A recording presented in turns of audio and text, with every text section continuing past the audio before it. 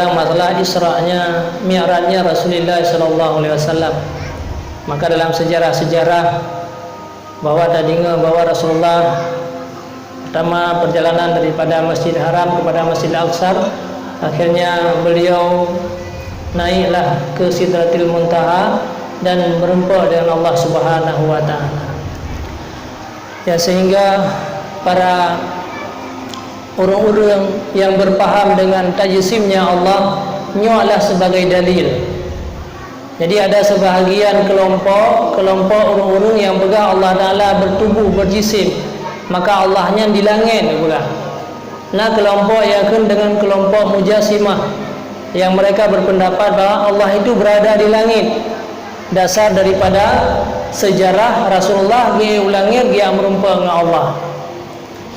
Maka berdasar dari leganya bahawa para ulama sepakat orang-orang yang mentajsimkan Allah itu kufur.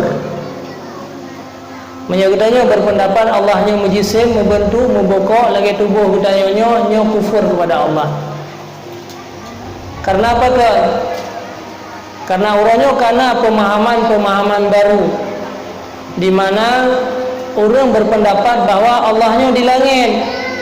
Jadi dalil yang pertama tentang Isra Mi'raj, dalil yang kedua hadis jariyah, di mana dalam hadis jariyah tersebut disebutkan bahawa Nathira Said ja'ba Rasulullah sallallahu alaihi wasallam ya tayang, ya Rasulullah, cina kalam tiga lamil leunyo pu Islam bukan Islam menyajih beriman, maka long akan long merdeka haji.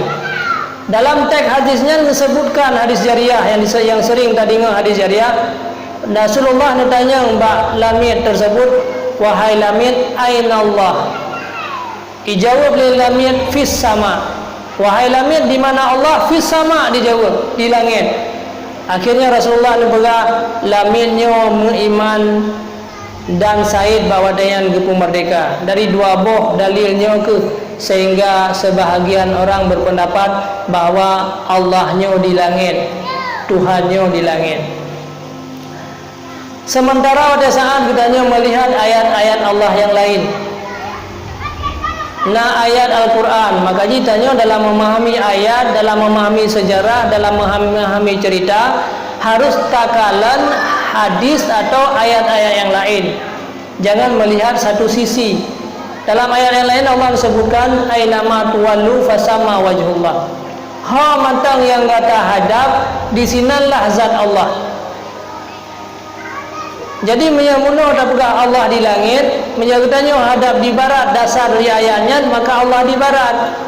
Menyata hadap utimu maka Allah utimu, menyata hadap ubaruh maka Allah di baruh. Inan mantangkah terjadi adalah ikhtilaf atau perbedaan dan ayat. Kemudian dalam ayat yang lain Allah menyampaikan wasjud waqtarib, bersujudlah kamu kepada Allah maka engkau semakin dekat. Maka Allah di langit, maka payahkan bersujudlah kamu kepada Allah maka kamu semakin jauh. Karena pada saat budaya sujud Allah di langit semakin jauh. Menyatakan dalam Al-Quran semakin dekat berarti Allah apa?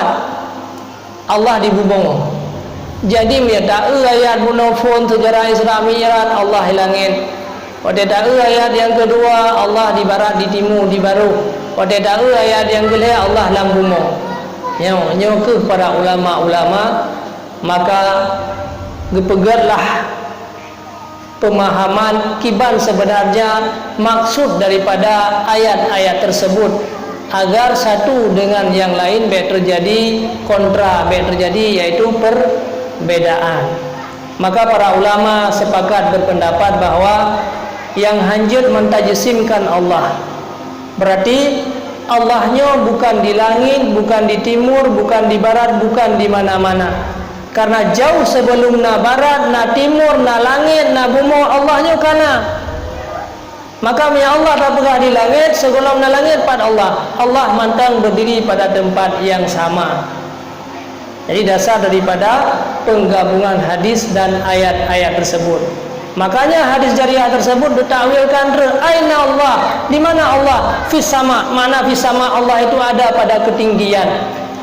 Maka yang sebenarnya adalah maksud daripada ayat-ayat tersebut kepada zat, maka para ulama takwilkan sifat, bukan sama yang artinya zat langit, tetapi artinya adalah samaun yang samuun, artinya daripada samuun yang artinya adalah sebuah ketinggian. Maka Rasulullah di ketika Mi'raj dan berjumpa dengan Allah, kan berarti berjumpa zat Rasulullah dengan zat Allah di langit. Karena wata saat ditanya kalan yang nak pegah dalam sejarah Nabi nekalan Allah, maka Nabi nekalan Allah di langit. Nabi nekalan Allah di langit, golong dendai Allahnya di langit. Lagi kita tanya, ucung u kalan kapai, nyankan berarti kapai di cung u. Tanya tak ucung u tak kalan Allah, tak kalan kapai. Nyan kapai nyan pai dua. Icung u na tempat roy. Kapai berarti ba tempat roy. Menanti Rasulullah na ke dia langit, beliau melihat Allah. Liang duru. Dia melihat Allah Subhanahu wa taala. Jadi melihat Allah nyan kan berarti Allah di langit. Maka uronyo ke pemahamannya agar baik kontradiktif dengan ayat-ayat yang lain, agar baikna perbedaan tadi beda-beda antara satu ayat dengan ayat yang lain, maka maksud Rasulullah ulangin nekalan Allah bukan berarti Allahnya berada di langit. Pasti Allah mantang berada di tempatnya, akan tetapi segolong langit dan bumi Allah mantang kira-kira demikian hasil daripada pemahaman. Jadi nyoku yang harus berhati-hati kita nyoku. Maka orang karena pemahaman baru. Nah, orang yang berpendapat bahawa yang kedaya anak tak dikir Allah langit yang kafir, yang ke dasar hadis jariyah menau. Padahal hadis jariyah menau yang disebutkan bahawa tentang masalah Allah fi sama, samanya yang berarti samuun, yang berarti adalah ketinggian. Allah itu adalah berada pada tempat yang ketinggian, artinya berwasaf Allah dengan martabat yang paling tinggi. Ya, jadi yang ke salah-salah anda kata karena wasjud waqtarib, kagak sujud olehmu maka kamu semakin dekat, berarti ke Allah lambumo dia kedua. Jadi hada Allah yang tiga gau jale ulangnya tiga gau terle ubumo. Jadi kira-kira demikian.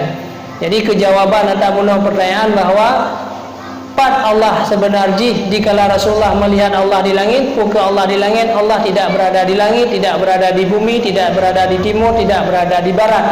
Nyo itikad katanya ahli sunnah wal jamaah. Akan tetapi Allah berada pada tempat yang sama sebelum adanya langit dan bumi di tempatnya, watekana api mantang tempat tersebut.